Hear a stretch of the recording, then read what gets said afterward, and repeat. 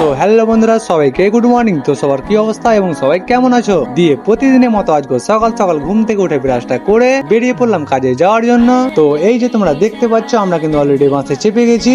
আর আজকে আমরা কাজে যাচ্ছি 4 জন, আর 4 জনই হচ্ছে আমাদের ঘরের লোক। মানে আজকে তামিলি হেল্পার, তামিলি মিস্ত্রি, এরা কেউ কাজে আসেনি। আর এরা কাজে আসেনি কারণটা হচ্ছে আজকে হচ্ছে সানডে, মানে রবিবার। আর রবিবার মানে হচ্ছে এখানকার লোকের অফ ডে। তো এরা রবিবার দিন কাজ করে না। আর যারা যারা চেন্নাই কেরালাতে কাজ করে তারা তো জানোই যে এইখানকার লোক রবিবার কাজ করে না। দিয়ে তোমাদের সাথে কথা বলতে বলতে ফাইনালি চলে আসলাম আমাদের লোকেশনে। তো এই যে তোমরা দেখতে পাচ্ছ, আমরা কিন্তু অলরেডি বাস থেকে নেমে গেছি। দিয়ে বাস থেকে নেমে হাঁটতে শুরু করলাম কাজের সাইড যাওয়ার জন্য।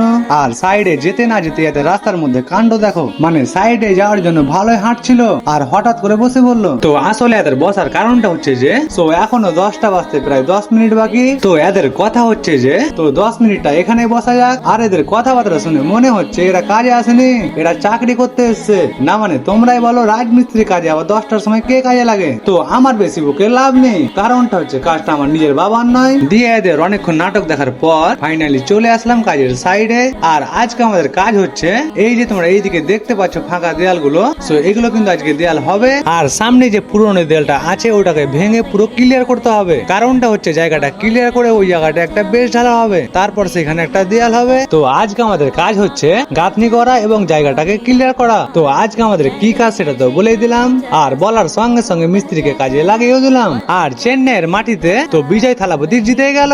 তো আমাদের পশ্চিমবঙ্গে কে জিতছে এবং 5 বছরের জন্য কাকে চাও? সো অবশ্যই কমেন্টে জানিয়ে দিও।